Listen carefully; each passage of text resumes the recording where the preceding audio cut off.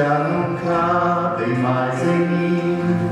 Quando o céu está de bronze, parece que é o fim. Quando o vento está revolto e o mar não quer se acalmar. Quando as horas do relógio se demoram a passar.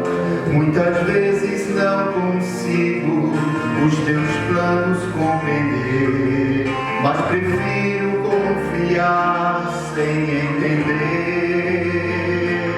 Eu creio em ti, eu creio em ti, eu olho pra ti.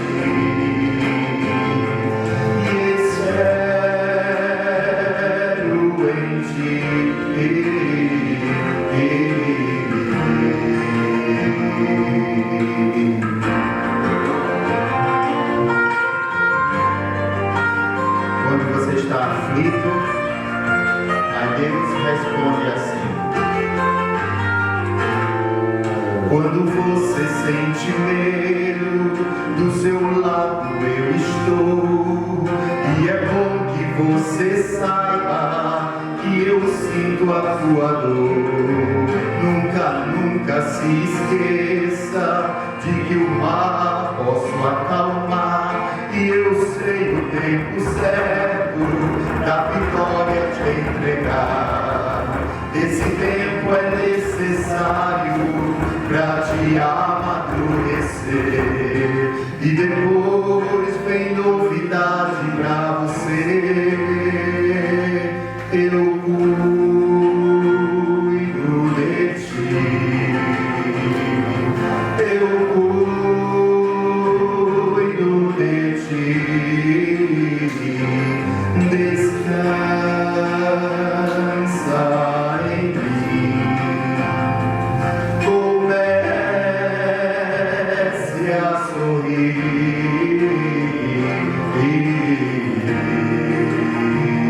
O que eu tenho é bem melhor, pois só eu sei do amanhã. Então recebe um abraço meu, pois da tua vida cuido eu cuido de ti. Eu cuido de ti. Descansa, descansa, descansa em mim. Comece a sorrir.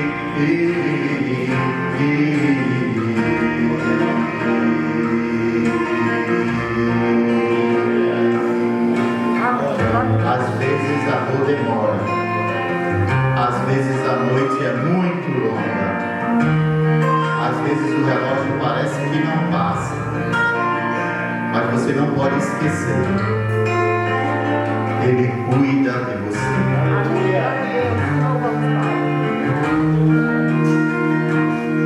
Eu cuido de ti. Eu cuido de ti.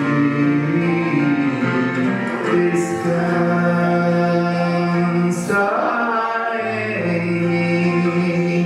Comece a sorrir. Eu cuido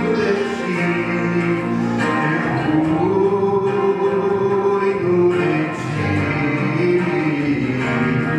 Descansa, descansa, descansa, descansa em mim. Comece a sorrir.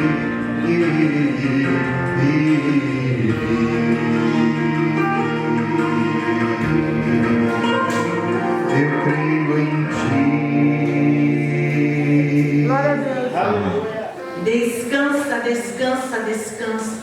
Descansemos no Senhor. Aleluia. Ele é o nosso refúgio, onde nós devemos correr para quando nós estamos desesperados, cansados. Descansemos no Senhor.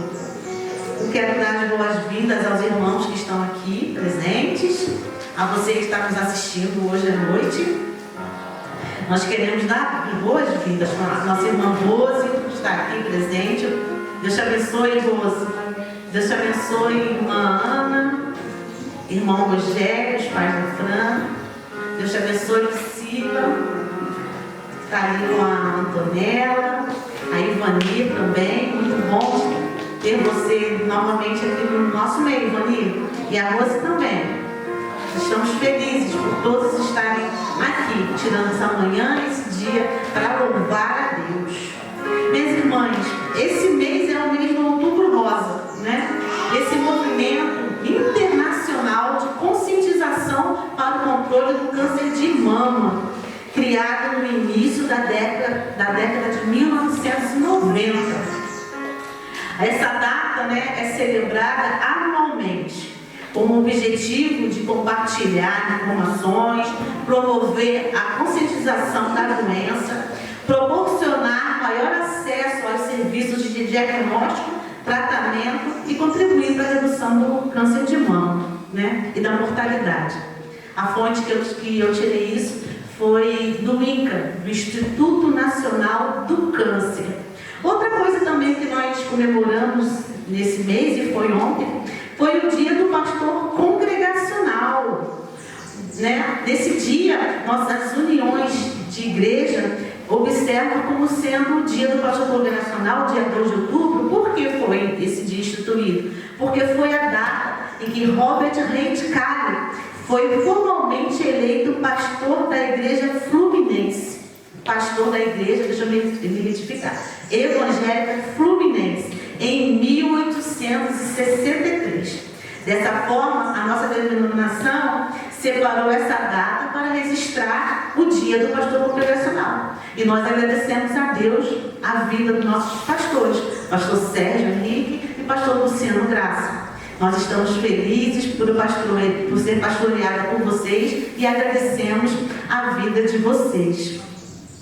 E também, meus irmãos, eu quero trazer um lembrete para vocês, né? Que os nossos cultos, nossos estudos, nossas devocionais estão todas disponíveis no nosso canal do YouTube, IEC Floripa, tá bom? Então, esses são os anúncios de hoje. Nós vamos tirar um tempo para louvar o nosso Deus. Não deixe que nada te atrapalhe. Estamos ainda com problema na luz. Que essa não deixe passar, que isso não seja empecilho para você estar com o seu coração, com a sua mente aqui, naquilo que Deus tem para você hoje. Esse dia estava preparado na agenda do Senhor. Hoje meu esposo, o pastor Luciano, falou isso para mim. Esse dia estava preparado na agenda do Senhor. É o Senhor que rege as nossas agendas. Tudo que acontece no dia de hoje, no dia de amanhã, o que vai acontecer depois, está regido pela soberania do nosso Deus. Tome posse dessa palavra, meus irmãos. Os montes sobe para o mar, eu vi o dia amor por mim, eu abrirei meu coração, deixando a tua penetrar, te alegro por te pertencer, levantarei as minhas mãos, teu amor me alcança e me faz louvar-te. Cantarei teu amor para sempre. Cantarei teu amor para sempre. Cantarei teu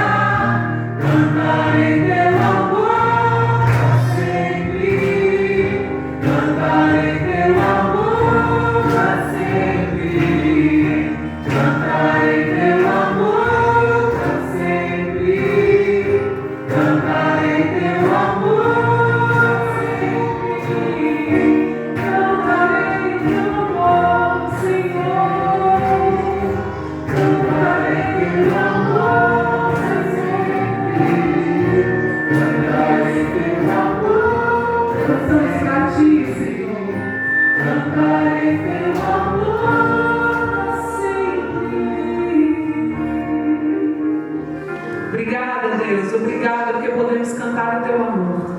Em nome de Jesus. Como é bom, né, irmãos? Cantarmos esse amor que tem se mostrado para nós, que se revelou na figura de Cristo. Esse amor faz com que a gente não tenha problema de valor, de identidade, porque o nosso valor é Cristo, nossa identidade é Cristo. E por isso que a gente canta isso. Por isso que a gente canta do amor, da soberania, do poder. Se Ele é soberano, não há nenhum outro poder acima dele. Ele controla tudo, todos os aspectos da nossa vida. E esse Deus maravilhoso que a gente louva. Amém? Abra seu coração e fale para Ele palavras de louvor, palavras de adoração. Fale dos seus sentimentos para com Ele. Tu és soberano sobre a terra, sobre os céus, Tu és Senhor absoluto.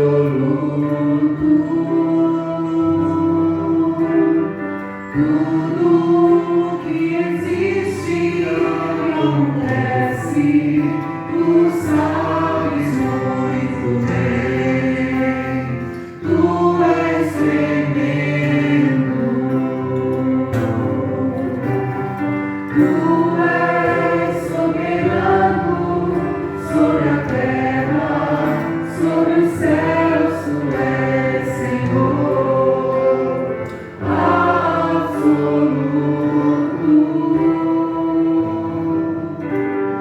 Tudo que existe acontece, Tu sabes muito bem. Tu és tremendo. E apesar dessa glória que tens, Tu te importas comigo também. E esse amor tão grande eleva-me, amarra-me a Ti. Tu és tremendo. E apesar dessa glória que tens, Tu te importas comigo também. E esse amor tão grande eleva-me, amarra-me a Ti. Tu és tremendo.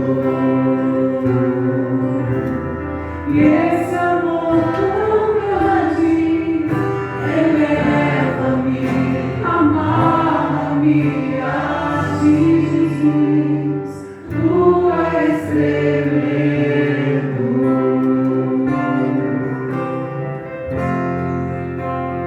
Tu és tremendo, Senhor. Tu és tremendo.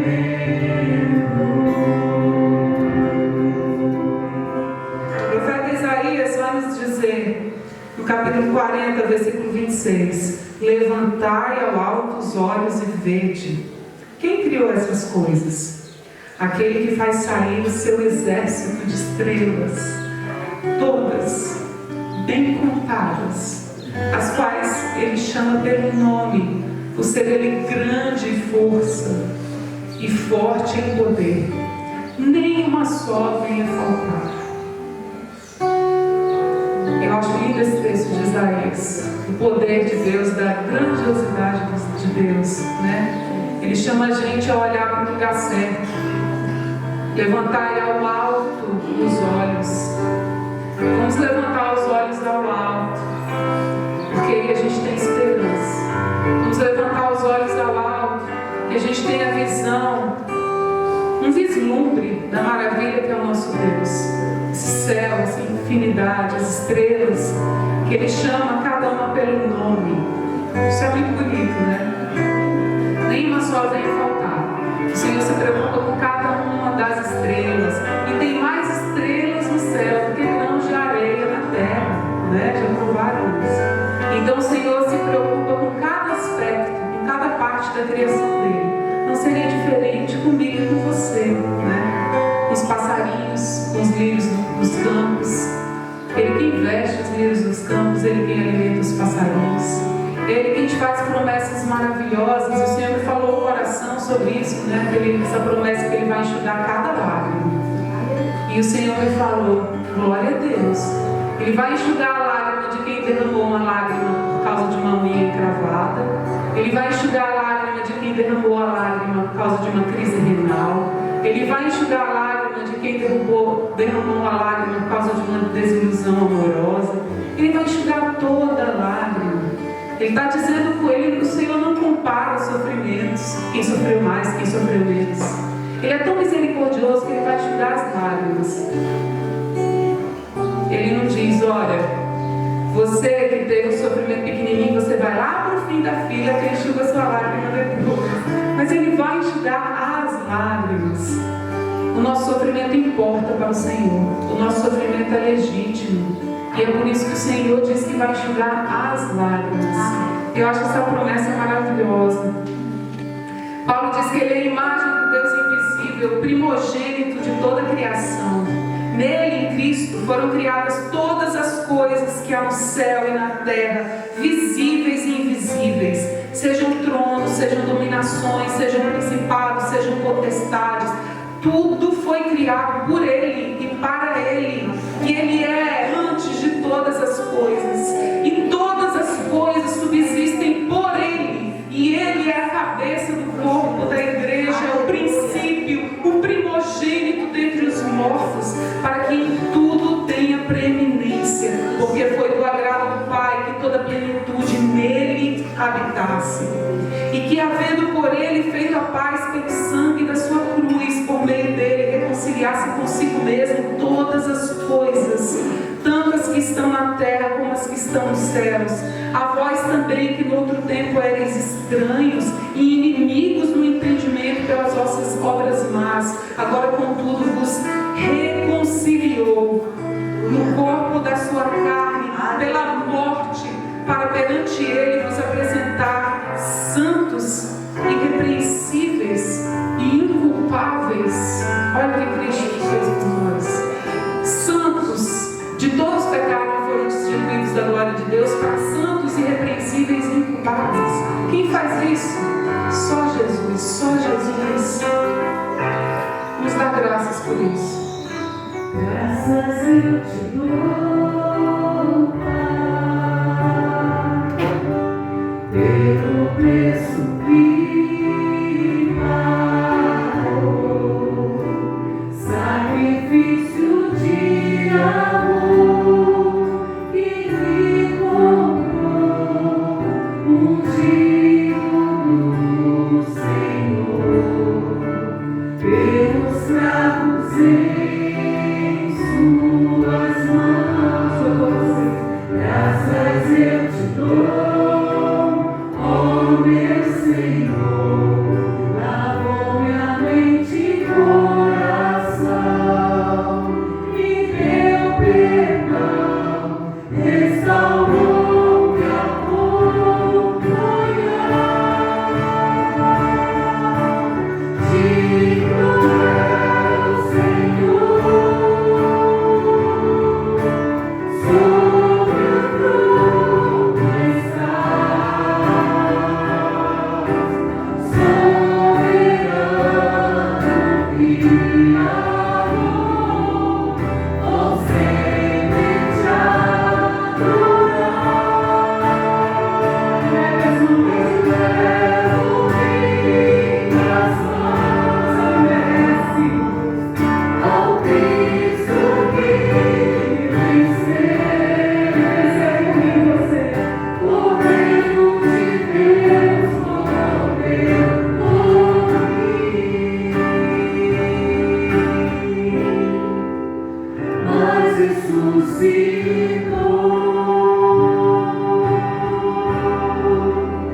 Digno é o Senhor,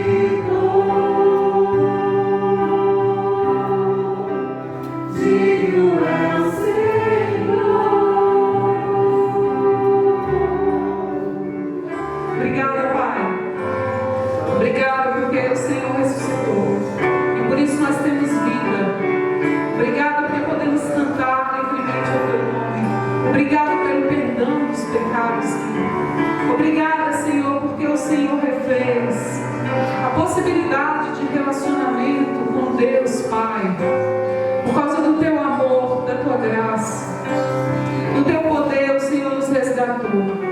Eu te agradeço, Senhor, por esse momento de comunhão, por esse momento de louvor, Deus.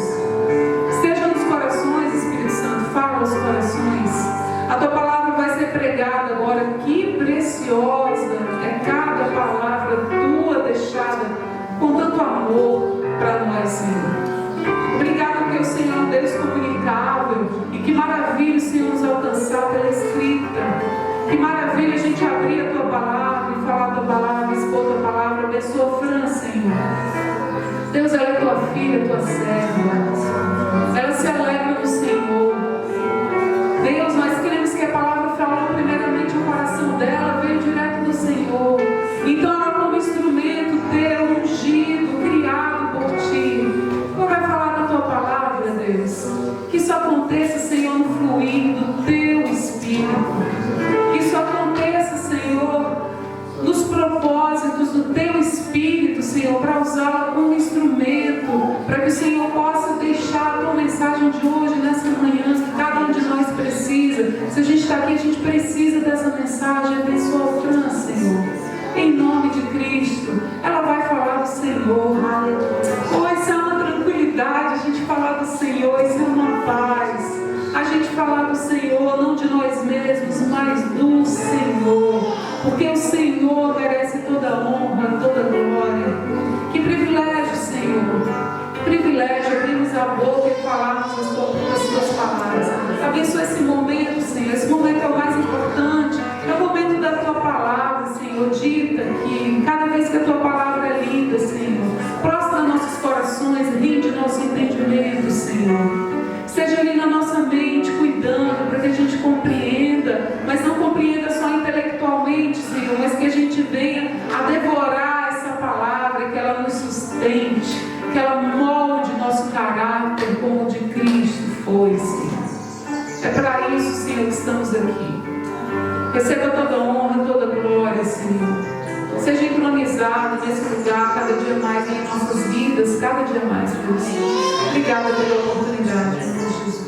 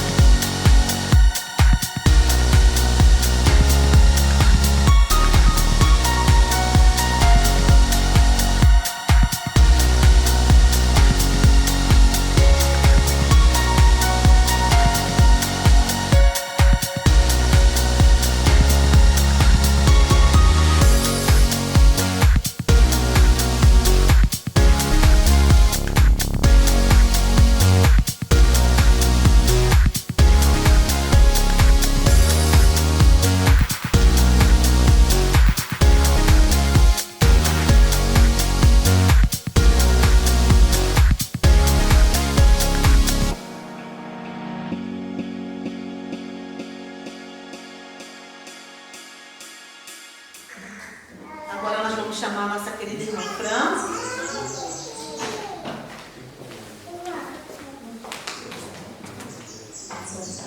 Vamos estar orando mais uma vez pela vida da Fran.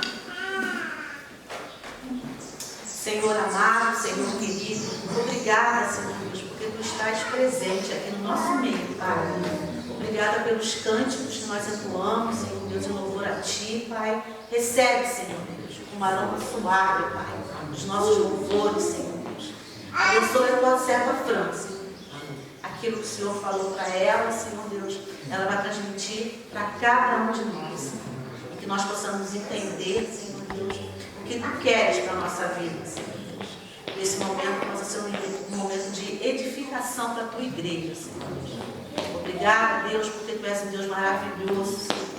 Obrigada, Pai amado, pela Tua graça, Senhor Deus. Obrigada Obrigada, Senhor Deus, porque sem o teu sacrifício na cruz nós não seremos, nós não somos nada, Senhor Deus. Se somos alguma coisa, é porque o Senhor morreu na cruz por nós, Senhor Deus. Que nós possamos, Senhor Deus, estar humilhados, Senhor Deus, agora diante da tua palavra, Senhor. Cada coração aqui, Senhor Deus, possa estar se humilhando, Senhor Deus, e ouvindo, Pai amado, aquilo que tu tens para nós hoje. Toma a Fran nas tuas mãos. Abençoa, Senhor Deus, a tua serva, em nome de Jesus. Amém.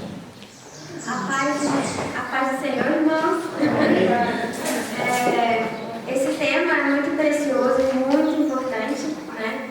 Meu valor está em Cristo Jesus. Hoje, nesse tempo que nós vivemos, há muita confusão a respeito disso, né? As pessoas realmente têm muitas teorias, muitas formas de querer buscar valorização pessoal, muitas vezes. As pessoas estão se perdendo em relação ao seu verdadeiro valor. E com base nessa proposta, né, desse tema para esse mês, eu pedi a Deus que o Senhor me trouxesse, então, uma palavra, alguém, uma personagem da Bíblia, uma mulher da Bíblia, que pudesse ser uma fonte, né, para isso. E o Senhor trouxe a vida de Esther, a rainha Esther. Muitos de nós acredito que talvez todos já ouviram a história de Esther. E eu vou fazer aqui um pequeno resumo da história, para que a gente possa introduzir, né, o assunto.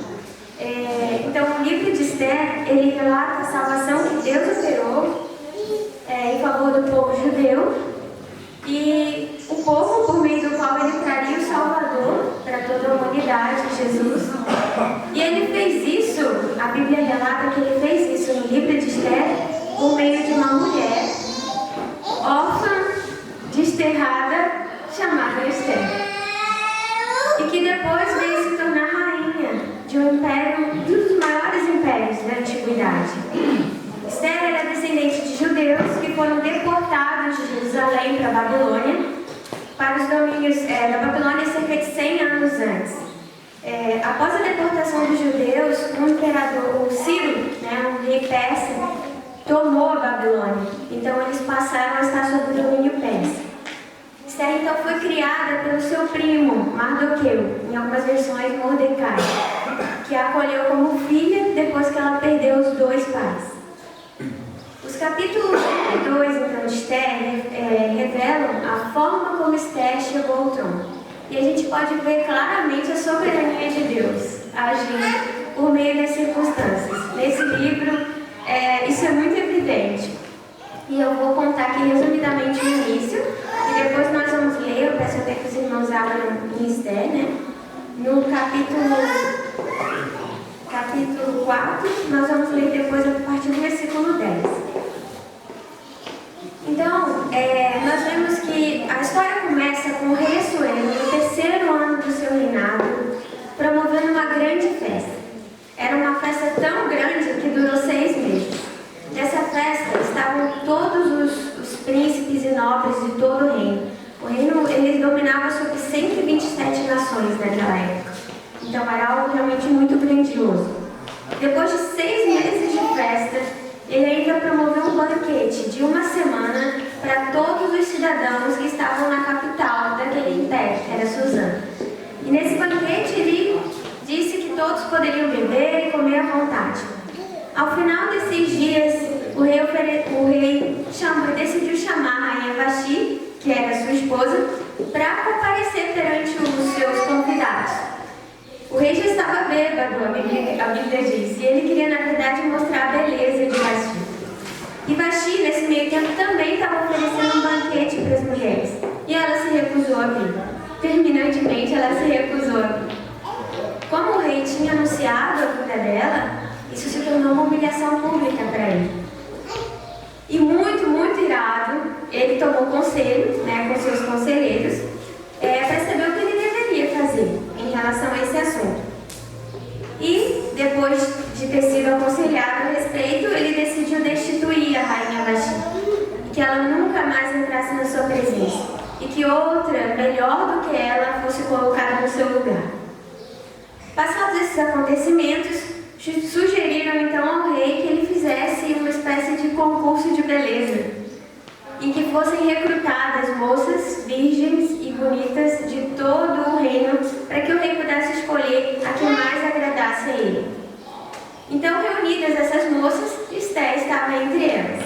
A Bíblia registra que ela era muito formosa e que agradava a todos que a contemplavam.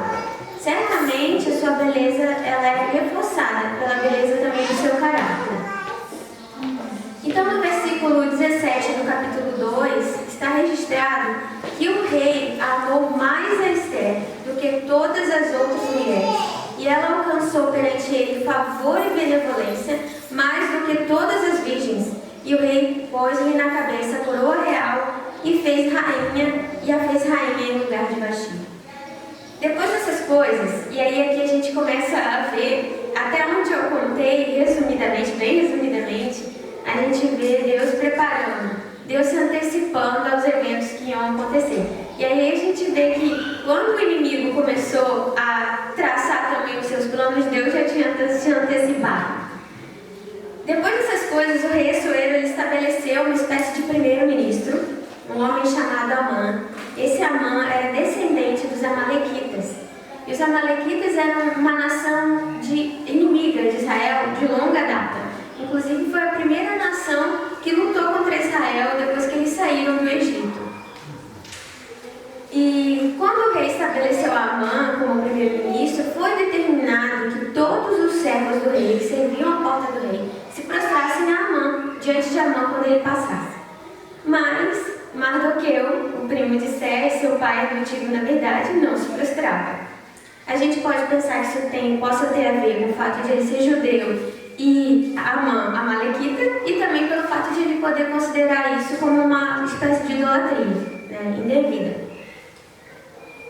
Isso deixou Amã muito irada. Amã era uma pessoa vaidosa e orgulhosa, então isso realmente afetou muito a ele. Tanto que, cientificado de que Mardoqueu era um judeu, ele achou pouco matar apenas Mardoqueu. Ele achou que deveria matar todos os judeus de todas as províncias do império. Então ele arquitetou de uma forma ardilosa, uma forma de ter a autorização do rei para que ele fizesse isso, para que ele determinasse isso. E ele foi bem sucedido. Depois de ter lançado sortes para definir um dia e um mês para o extermínio dos judeus, ele decretou, com a autorização do rei, com o selo do anel do rei Assuero, que todos os judeus fossem totalmente aniquilados no dia que foi designado. Então nós chegamos no capítulo 4 de Esté, quando Mordecai, extremamente angustiado angustiado com a situação, né, com o que foi decretado, ele faz levar ao conhecimento de Esté o que estava acontecendo e pediu que ela suplicasse ao rei pela vida do povo. E aí nós vamos ler então a partir do versículo 10 a resposta de Esté e o conflito central de toda essa história, né? Então respondeu Esté a Ataque e mandou-lhe dizer a Mordecai: todos os servos do rei e o povo das províncias do rei sabem que qualquer homem ou mulher que, sem ser chamado, entrar no pátio interior para avistar-se com o rei, não há senão uma sentença, a de morte, salvo se o rei estender para ele o cetro de ouro para que viva. E eu, desses 30 dias, não fui chamada para entrar ao rei. Fizeram saber a Mordecai as palavras de Esté.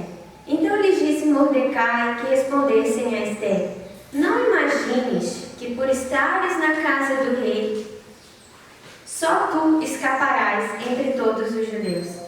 Porque se de todo te calares agora, de outra parte se levantará para os judeus socorro e livramento, mas tu e a casa de teu pai perecereis.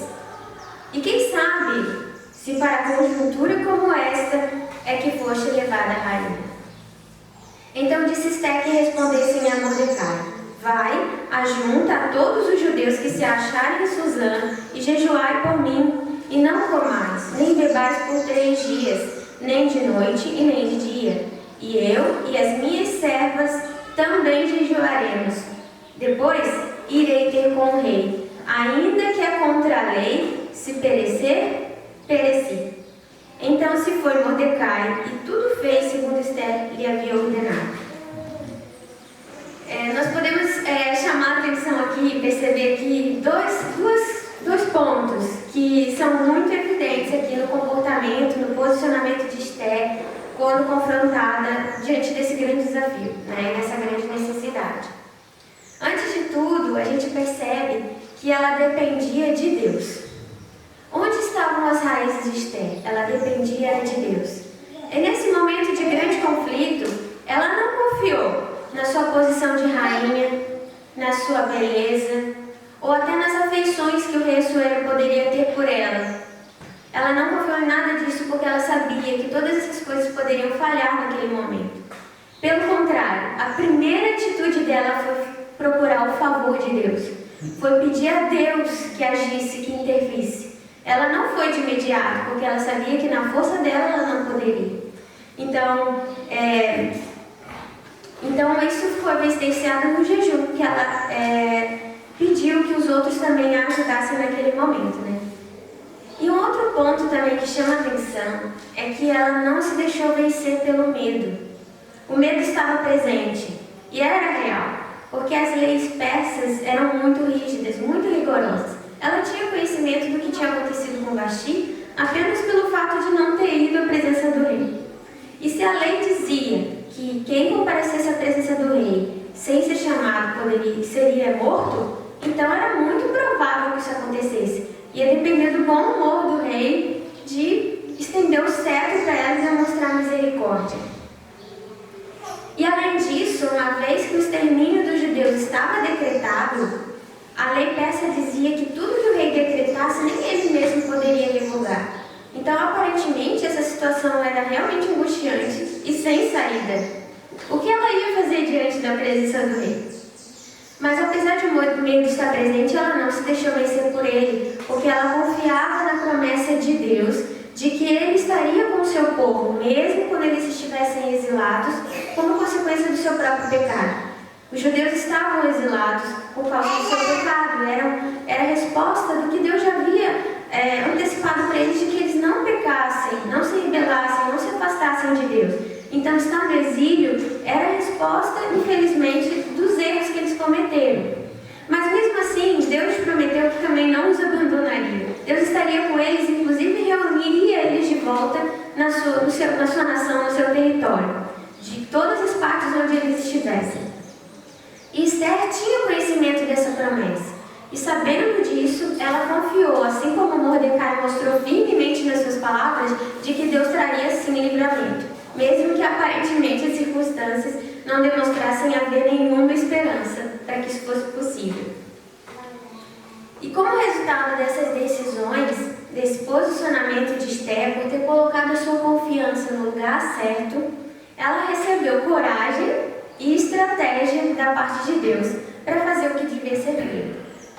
Então, depois de ter jejuado 3 dias, o capítulo 5 de Esther registra que ela foi até a presença do rei. Ela se aprontou e se colocou lá, diante da entrada da casa real.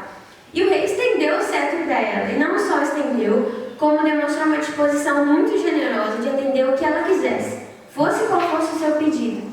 E a gente vê a graça de Deus aqui, agindo.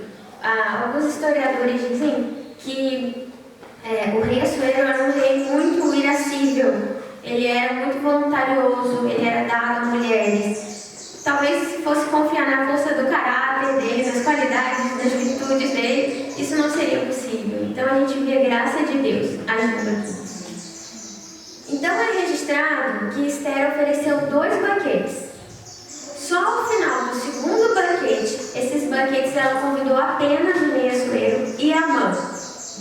Ao final do segundo banquete, a rainha Esther então expôs o seu pedido ao rei. E ela humildemente suplicou pela vida dela e pela vida do seu povo. E expôs o plano maligno de Amã, ali confrontando ele. Ela recebeu realmente coragem da parte de Deus para fazer isso. Como resultado, o rei mandou matar Amã e autorizou que Esther e Mordecai editassem um novo decreto conforme eles quisessem, autorizando os judeus a resistirem a todos que atentassem contra a vida deles naquele dia que foi determinado. E a história. Mordecai foi estabelecido no lugar de Amã e recebeu muita honra. E em lugar de luto e tristeza, a Bíblia registra que para os judeus houve felicidade, alegria, regozijo e honra. Muitas pessoas do reino, inclusive, se fizeram judeus, por temer aos judeus. A festa do Purim, que é celebrada até os dias de hoje pelos judeus, no final de fevereiro ou início de março, ela visa rememorar justamente o livramento dado por Deus por intermédio de Esther. O livro de Esther é lido durante todos os anos, durante toda a festa, né? Todos os anos que ela é celebrada. E aí a gente pode ver o privilégio de Esther, de ser usada por Deus para libertar o seu povo, como consequência das suas decisões, do seu posicionamento, de ela estar firmada no lugar certo. E por meio desse povo, Deus traria Jesus, o Salvador, para toda a humanidade. Que grande honra, que grande privilégio para Esther. Até hoje a vida dela, as decisões dela impactam não só os judeus de todas as gerações até hoje, como milhares e milhares de leitores da Palavra de Deus, como nós, aqui e agora, né? E é interessante a gente identificar como as atitudes de Esther apontam para Jesus. Em toda a Bíblia a gente vê Deus usando recursos, símbolos, representações para nos ensinar de uma maneira clara para nós, né? Verdades eternas, verdades celestiais, né? E acima de tudo para nos apontar para a redenção que Jesus Cristo faria. E aí a gente pode ver também na atitude de Esther algumas características, né, que apontam para o que o próprio Cristo fez, né?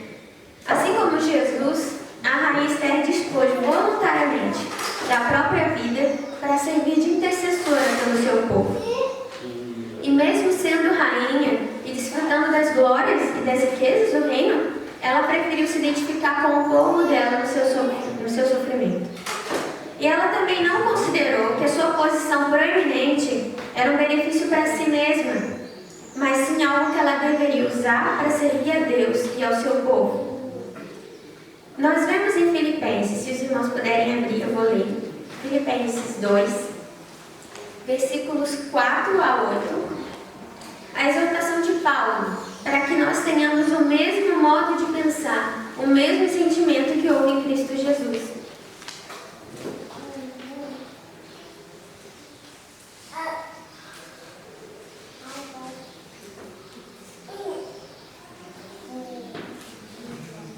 Então, a partir do versículo 4. Não façam nada por interesse pessoal ou vaidade, mas por humildade, cada um considerando os outros superiores a si mesmo, não tendo em vista somente os seus próprios interesses, mas também os dos outros. Tenham entre vocês o mesmo modo de pensar de Cristo Jesus, que, mesmo existindo na forma de Deus, não considerou o ser igual a Deus algo que deveria ser retido a qualquer custo. Pelo contrário, ele se esvaziou, assumindo a forma de servo, tornando-se semelhante aos seres humanos.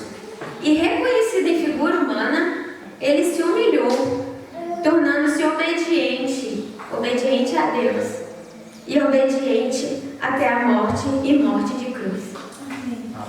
Jesus sendo Deus, Ele é Deus, Ele se humilhou, Ele se esvaziou, Ele abriu mão temporariamente da sua condição, da sua glória, para que Ele se identificasse com a gente, seres humanos, pecadores, falhas, limitados. Nós somos a sua criação, Ele nos ama, mas nós pecamos, mesmo assim Jesus se esvaziou. Esse plano já estava determinado desde antes da criação do mundo, desde antes de nos formar, isso já estava determinado. Tão grande é o amor de Deus por nós. E Ele se identificou com a gente. A gente não pode comparar, embora Esther seja uma rainha e desfrutasse de grandes glórias humanas, como que a gente pode comparar o que Jesus abriu mão para o que Esther abriu mão? É impossível a gente mensurar isso. Mas Jesus abriu mão, esteve aqui entre nós e foi muito humilde. Ele, inclusive, não viveu como uma pessoa com condições, com riquezas, não nasceu numa família nobre. Jesus era simples, ele era bem humilde. E ele se humilhou entre nós. Ele não fez questão da glória dos homens. E ele se tornou obediente a Deus como homem. Ele serviu e obedeceu a Deus e aos seus. E ele foi obediente até a morte, a ponto de entregar a própria vida. E não de qualquer forma também. Ele assumiu, ele aceitou a morte mais humilhante e mais angustiante daquela época, que inclusive era considerada uma maldição, que é a morte de cruz. E por isso também Deus o exaltou acima de todas as coisas. E o nome de Jesus está sobre todo o nome. Os próximos versículos dizem isso. E que diante de Jesus todo joelho se dobrará, reconhecendo quem Ele é, o Rei soberano, né? O Rei de todo o universo. E Jesus, na última ceia, pouco antes de morrer, Ele ilustrou essa verdade a respeito de si mesmo de uma maneira muito impactante e vívida para os discípulos. Isso se deu quando ele se cingiu como um servo, como um escravo, literalmente. Ele pegou uma toalha, encheu uma bacia de água e foi lavar os pés de cada um dos discípulos. Os discípulos ficaram tão impactados com isso, que Pedro chegou a dizer: não vou permitir que o Senhor faça isso. Isso se justifica porque naquela época essa atividade de se dobrar, lavar os pés e secar os pés era uma atividade de escravos. E Jesus queria fazer isso com os discípulos. Então eles estavam muito impactados com aquilo. E Jesus disse, ao final, ele perguntou aos discípulos, isso está em João 13, versículos 12 a 17. Ele perguntou: vocês compreendem o que eu lhes fiz? Vocês me chamam de mestre e de Senhor, e fazem bem, porque eu sou. Ora, se eu, sendo Senhor e Mestre, lavei os pés de vocês, também vocês devem lavar os pés uns dos outros. Porque eu lhes dei o exemplo, para que, como eu fiz, vocês façam também. Em verdade lhes digo que o servo não é maior do que o seu Senhor, nem o enviado é maior do que aquele que o enviou. Se vocês sabem essas coisas, bem-aventurados serão se as praticarem. Em Lucas, no capítulo 22, talvez explique até com maior clareza por que Jesus tomou essa atitude, viu essa necessidade. Ali está registrado que os discípulos estavam discutindo quem seria o maior entre eles. Na última ceia, pouco antes de Jesus ir. Olha a preocupação deles, quem era o maior entre eles. E Jesus mesmo, nenhum deles se propôs a lavar os pés dos outros. Mas Jesus pegou uma bacia e fez isso.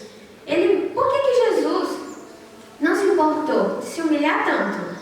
Por que Jesus não se importou de abrir mão da glória dele e de chegar ao ponto talvez mais baixo entre os homens? Seja no serviço e até entregando a própria vida.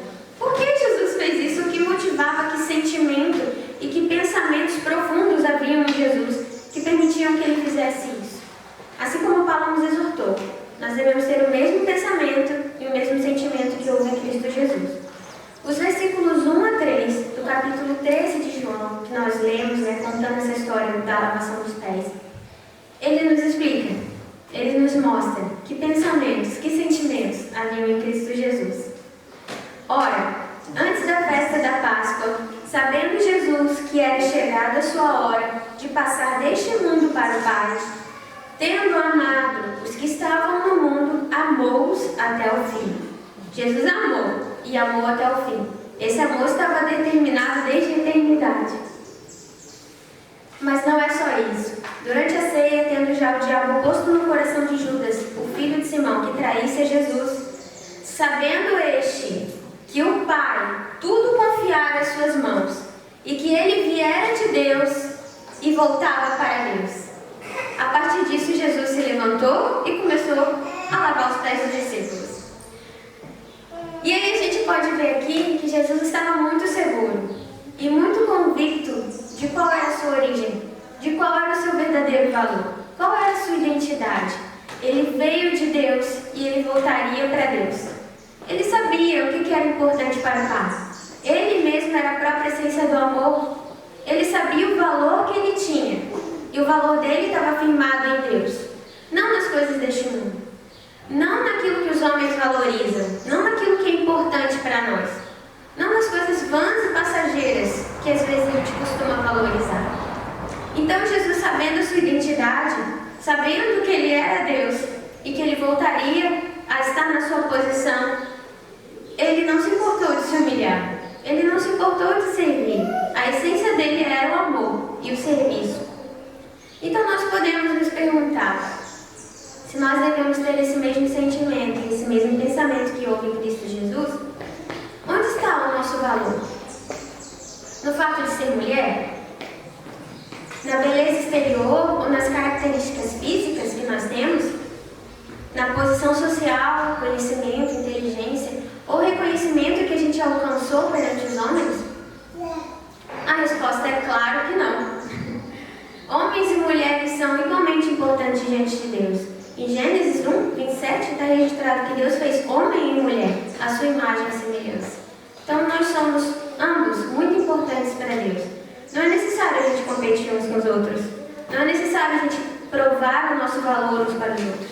Nós temos funções complementares e interdependentes. Então também não precisamos entrar por essa via de talvez achar um valor no fato de ser propriamente mulher. Há um valor em ser mulher e há um valor em ser homem, porque nós somos criados por Deus. Nós somos imagem dele. E a nossa aparência e as nossas características físicas também não são um fundamento seguro para a gente mensurar ou para a gente fundamentar o nosso valor.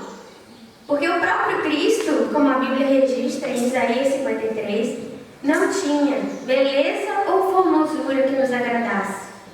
Nada havia nele que pudesse nos atrair no que diz respeito à sua aparência, por exemplo. Ele foi desprezado e rejeitado pelos homens. No entanto, ele é o Filho de Deus que veio para salvar o mundo. Nós vemos também em toda a história Deus usando pessoas muito influentes, com posições muito elevadas, a pessoas muito simples, muito humildes, pescadores, fazedores de tendas. A nossa posição social, o nosso reconhecimento também perante os homens também não é um fundamento seguro, porque Deus pode usar quem Ele quiser. Ele vê valor em cada um de nós. E ninguém pode limitar o que Deus pode fazer por meio de alguém, por mais simples, por menor entre os homens que ele seja. Então, todas essas coisas são passageiras e elas podem mudar no curso da nossa vida. Por isso, elas não são um fundamento seguro. Qual seria, então, um fundamento permanente para nós confiarmos a nossa vida? A Bíblia nos afirma que nós fomos criados por um Deus amoroso e fomos criados à sua imagem. Então, essa é a nossa origem. Essa é a origem de todos os seres humanos. E mais do que isso, antes mesmo de formar o mundo, sabendo que o pecado ia deformar essa imagem em nós, ia nos separar dele, ele já estabeleceu um plano para nos restaurar e nos receber como filhos e filhas e sermos coerdeiros com Jesus Cristo de um reino eterno. Então nós podemos viver de acordo com essa verdade, que não depende das circunstâncias da nossa vida, de em que família nós nascemos, se somos ricos, pobres, belos ou não tão belos assim, se temos acesso a uma instrução qualificada ou qual a nossa posição social. Todos somos feitos para ter um relacionamento com Deus e para vivermos para a sua glória, expressarmos o seu caráter por meio das nossas vidas. E Deus pode usar cada circunstância da nossa vida, cada peculiaridade da nossa existência nessa terra, e mesmo as situações mais difíceis, para fazer com que tudo coopere para o nosso bem. E sabe qual é o nosso bem? O maior bem que Deus tem para todos nós é nos fazer parecidos com Jesus. É usar tudo isso para que nós sejamos parecidos com Jesus. E isso está registrado em Romanos 8, 28 a 29. E aqui nós podemos então assumir a nossa verdadeira identidade, encontrar o nosso verdadeiro valor, de sermos filhas e filhas de Deus. E vivermos de acordo com os valores do seu reino, servindo a Deus onde Ele nos plantar. Nós podemos servir a Ele na nossa família, entre os nossos amigos, vizinhos, no nosso trabalho, onde Deus nos plantar. Então, nós podemos nos perguntar, quem sabe, se para uma conjuntura como esta é que fomos colocados no lugar e na posição que nós estamos. Senhor Deus, Queremos te agradecer, Senhor, por verdades tão maravilhosas, Senhor. Obrigada, Pai, porque o Senhor nos revelou, Senhor, onde está o nosso verdadeiro valor. O Senhor nos revelou, Senhor, aquilo que não depende, Pai, das circunstâncias da nossa vida. Nós podemos olhar para Ti, Senhor, nós podemos olhar para o alto, Pai, e encontrar em Ti o nosso valor. E por causa disso, Senhor, nós podemos viver nesse mundo como Jesus viveu, tendo o seu modo de pensar, o seu modo de agir. Nós podemos, Senhor, servir a Ti, Pai, servir aos nossos irmãos. Senhor, nos ajuda, Pai, cura, Pai, todo pecado que possa ter deformado essa imagem em nós, todo entendimento, todo pensamento, Senhor, deturpado, Senhor, que possa estar nos conduzindo, Senhor, a colocar o nosso valor e a nossa identidade no lugar errado, Pai. Senhor, nos ajuda, Pai, a entendermos a Tua palavra e a vivermos de acordo com ela, Senhor. Te agradeço, Pai, no nome de Jesus. Amém.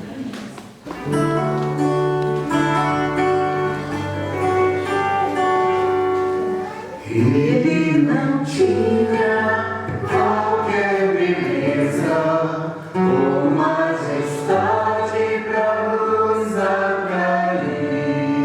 Nada havia em sua aparência para o desejarmos. Mas rejeitado entre os homens, ainda assim carregou nossas dores. O seu castigo nos traz paz e a esperança não se vai. A oferta pela culpa Ele ofereceu para satisfazer o Criador. Ele morreu para que a sua luz em nós pudesse brilhar. O Filho do amor se entregou em nosso lugar.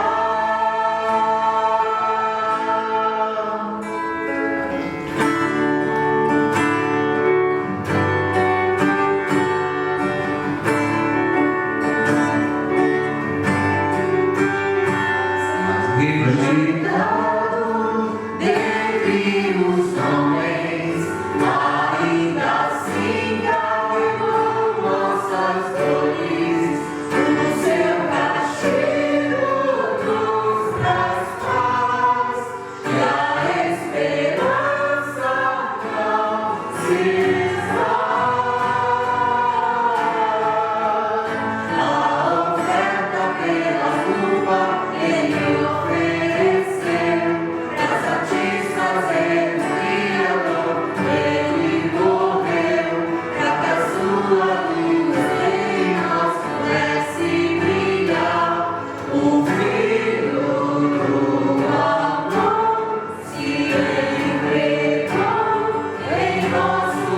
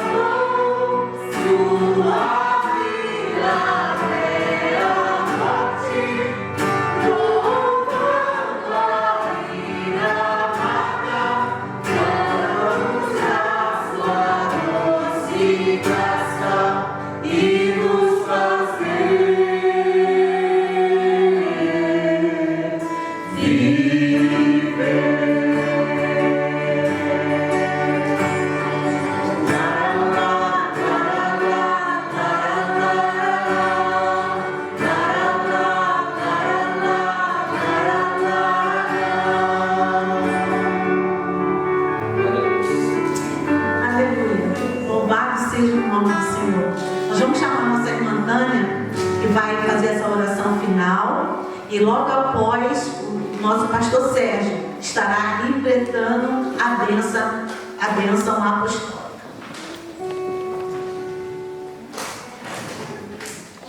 Oremos. Querido Deus, eterno Pai, graças te damos, Senhor, por esse dia, Senhor, pela oportunidade, Senhor, que nós temos de mais uma vez estarmos aqui na tua casa, Senhor. Nós viemos aqui te louvar, Senhor, te bendizer, Senhor. Muito obrigada, Deus, muito obrigada. Senhor, nós te agradecemos também pelo teu amor, Senhor, teu amor derramado na cruz, Senhor, onde o Senhor se esvaziou e mandou, Senhor, seu Filho amado para morrer naquela cruz, Senhor, onde derramou seu sangue, Senhor, para a remissão dos pecados, Deus.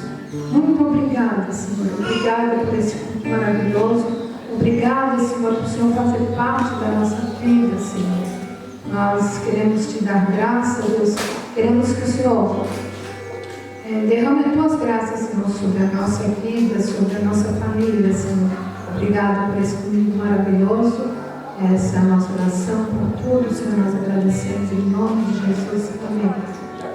E a graça do Senhor Jesus Cristo e as consolações do seu Santo Espírito seja com todos vós, amados irmãos, hoje e sempre. Amém. Amém. Qualquer beleza ou majestade pra nos atrair, nada havia em sua aparência para o desejarmos, mas rejeitado entre os homens, ainda assim carregou nossas dores. O seu castigo nos traz paz e a esperança não se vai. A oferta pela culpa Ele ofereceu para satisfazer o Criador. Ele morreu para que a sua luz em nós pudesse brilhar. O Filho do amor se entregou em nosso lugar.